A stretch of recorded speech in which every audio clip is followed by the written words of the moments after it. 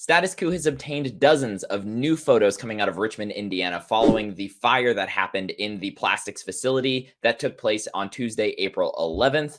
You can see images of toxic black smoke billowing out of these buildings into nearby neighborhoods and beyond the half-a-mile evacuation zone that is still in place today as we record this video. We've also got reports of folks upwards of 30 miles away seeing this smoke, folks within 30 miles even being able to smell some of this coming from this facility in Richmond, Indiana. We got an update from the EPA this morning actually saying that they're finding some very concerning chemicals in the air within this half-a-mile zone, potentially beyond. That's a little bit up to debate right now. They're saying that they're not finding anything beyond, but Aaron Brockovich and others are saying that they don't necessarily believe that at this point, but they're saying right now finding levels of benzene in the air in this half-a-mile zone, which again includes neighborhoods in this area. They're evacuated right now, but who knows when they're going to be let back at this point. So benzene as well as hydrogen cyanide.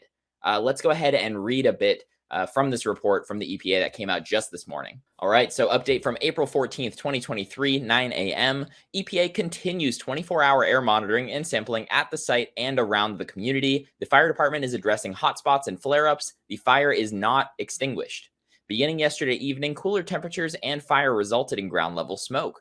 At the response command post located around the center of the evacuation zone, EPA air monitors detected hydrogen cyanide, benzene, chlorine, carbon monoxide, and volatile organic compounds. Immediately following the detections of hydrogen cyanide and benzene, EPA alerted the fire department so that they could take worker safety precautions. Overnight, EPA collected 9 mobile air monitoring points from around the community. EPA also operated 9 stationary particulate meters inside and outside of the evacuation zone. EPA detected particulate matter as expected from a fire. Despite detections of compounds at the command post, which is located at the center of the evacuation zone, none of the additional analytes were detected outside of the evacuation zone in the community. So again, at this point, EPA saying they're only finding this stuff inside of the half-a-mile zone. We'll get to why they might not be finding it outside of the half-a-mile zone in a bit. But first, let's get to how serious some of these chemicals, including benzene and hydrogen cyanide, really are. First, let's start with benzene here, and I'll read a little bit from the CDC. Benzene works by causing cells not to work correctly. For example, it can cause bone marrow not to produce enough red blood cells, which can lead to anemia. Also, it can damage the immune system by changing blood levels of antibodies and causing the loss of white blood cells. Immediate signs and symptoms of exposure to benzene include drowsiness, dizziness, a rapid or irregular heartbeat, headaches, tremors, confusion, unconsciousness, and even death at very high levels. On top of all of that, benzene is a carcinogen. So you've got a neighborhood essentially right next to it, which is my main concern at this point. I think outside of the area, there are also a lot of concerns here. But my main concern when I'm looking at this is there are homes very, very close to this facility that caught on fire within the half-a-mile zone that the wind was blowing directly towards. So these homes are getting hit directly with smoke even now as the fire is still burning, and benzene is being detected in this area. Let's move on now as well to hydrogen cyanide. We can pull up the link here. So at high concentrations, hyperventilation, loss of consciousness, convulsions, loss of corneal reflex, sensation of throat constriction, giddiness, confusion, impaired vision, feeling of constriction around the head, pain in the back of the neck and chest, immediate progressive sense of warmth with visible flushing. Prostration follows with nausea, vomiting, headache, difficulty in breathing, and a feeling of tightness around the chest. Unconsciousness and asphyxia are inevitable unless exposure ceases. And even at low levels, you've got apprehensiveness, headaches, vertigo, notice of a metallic taste in your mouth. Well, neither of those chemicals sound like anything that you'd want to be messing with. And it is great that at least the EPA is saying, hey, we are finding this stuff. That means they're going to need to go through, hopefully, and do some real testing to make sure that this stuff is actually gone after this is here. I'm not going to hold my breath that they're going to do a very good job about it. But what I'm really concerned about, in addition to this, is what are the chemicals that they are not finding right now with these devices that they're using to find this stuff? I spoke with a chemist about this, And he provided some guidance here. And he said, and I want to read this quote directly, "This would produce a limitless and unpredictable spectrum of chemicals. And since they are in the particle phase, they will be easily respirable." I'm going to read the first part again. "This would produce a limitless and unpredictable spectrum of chemicals." There is absolutely no way right now that anyone can make a determination of when it is safe to go back at this point. Fortunately, that half-a-mile zone is still evacuated. But we'll see how that determination is made of when these folks are going to be allowed back. Again, I hope they're told to stay away for a while now. But I'm not going to hold my breath on it after we saw what happened in East Palestine, when just days after the controlled burn happened, these folks were told that it was safe to go back home with residential air testing that was done. That I broke this story about 2 weeks ago at this point. The devices that were being used can't pick up all of the levels, all of the chemicals at the level of concern, or even pick up all of the chemicals and chemical byproducts. So I reached out to the EPA for comment on really 4 things. 1, the air testing devices that were being used. 2, how the determination is going to be made for when these folks can return back to their homes inside of the half-a-mile radius. 3, if dioxin testing is going to be done at any time. And 4, how they're kind of making these determinations in general. The EPA did get back to me, initially just sending me to their website that had no information on it. I emailed them about 4 times in a row saying, hey, the public deserves answers on this, and you should be very clear about your processes going on. They did answer one of my questions, which was the easiest one, which is what air testing devices are being used here. It's a handful of different things. But again, when you have a limitless and unpredictable spectrum of chemicals, you're going to have problems here, okay? A lot of the samples that are being done definitely need to be sent to labs to be looked at in a lab setting. You're not going to get results to this immediately. There will be a period of time where you're going to have to wait. So we'll see. They, again, declined to answer any questions as far as is residential air testing going to be done and what the process is going to look like for these folks being able to return home. I would think that there should be a plan there already.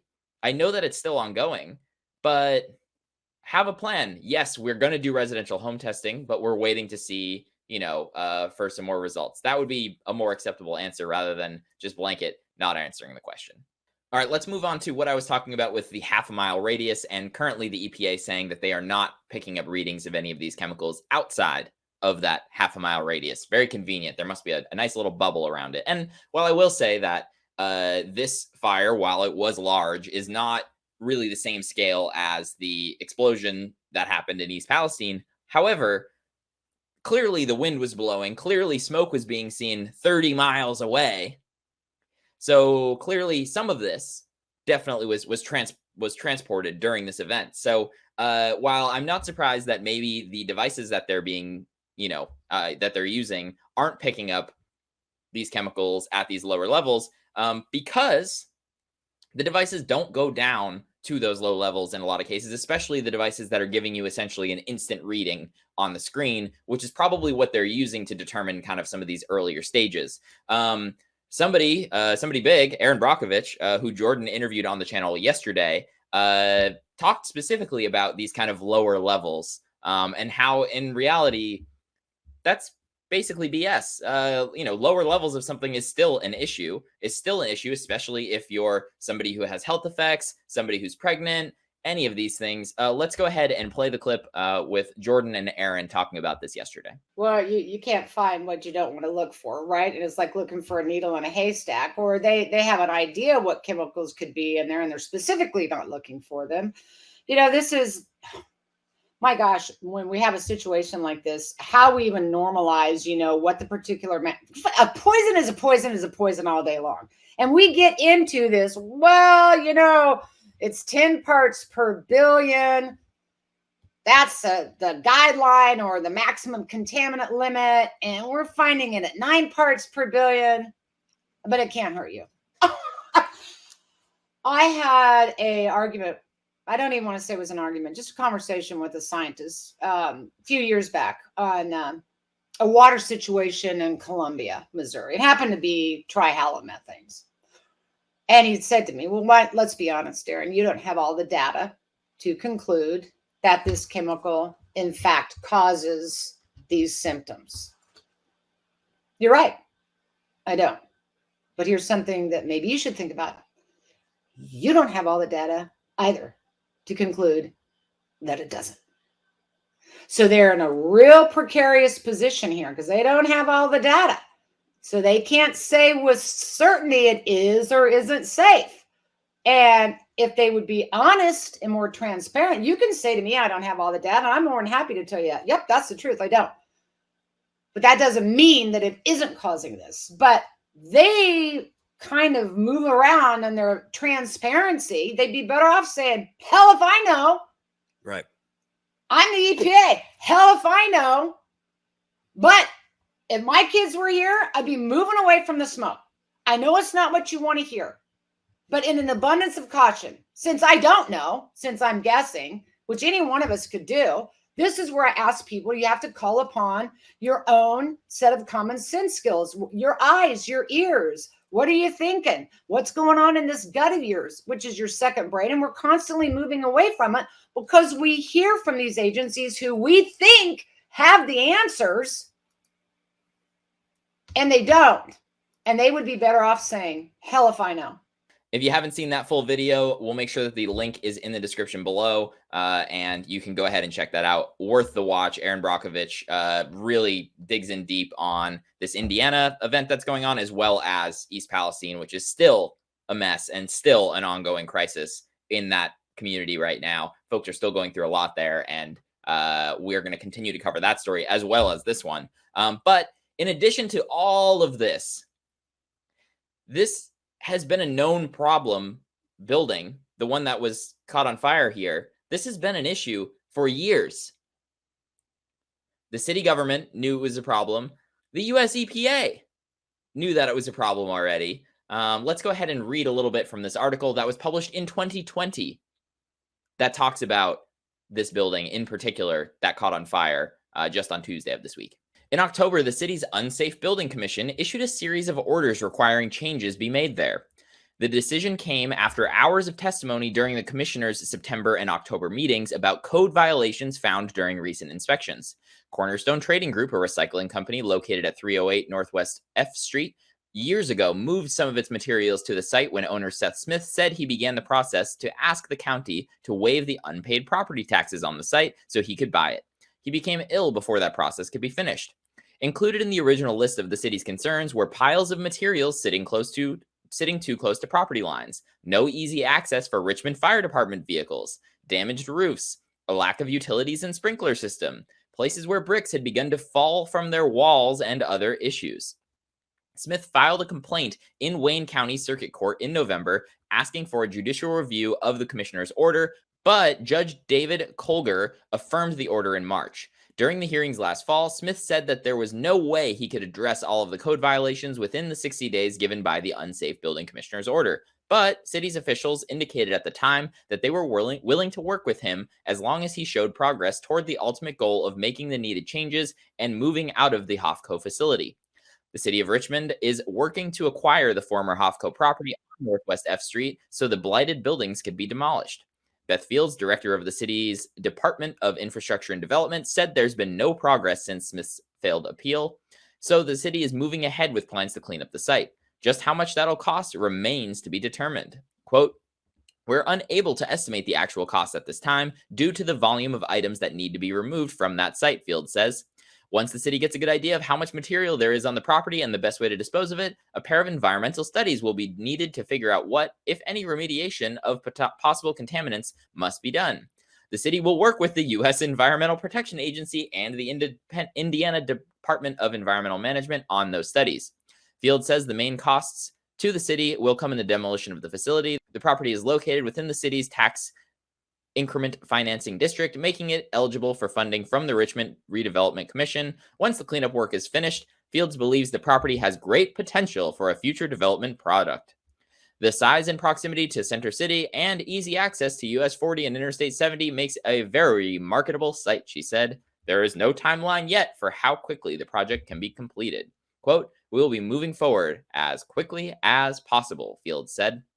Apparently not that quick, because that was published in 2020. Here we are 3 years later. They knew it was a problem for 3 years. I'm sorry, but I don't care how much plastic was in the building. You've got 3 years to empty it and you don't? It really, to me, seems like not only is there blame on the property owner who's let it, get to this point, but also the city knew that this was an issue. They knew it was a problem. It seems like the EPA knew that this was a problem even before it was set on fire. They know that there's a neighborhood right behind it, yet they just kick the can down the road. Maybe we'll get to it later. Maybe we'll get to it later.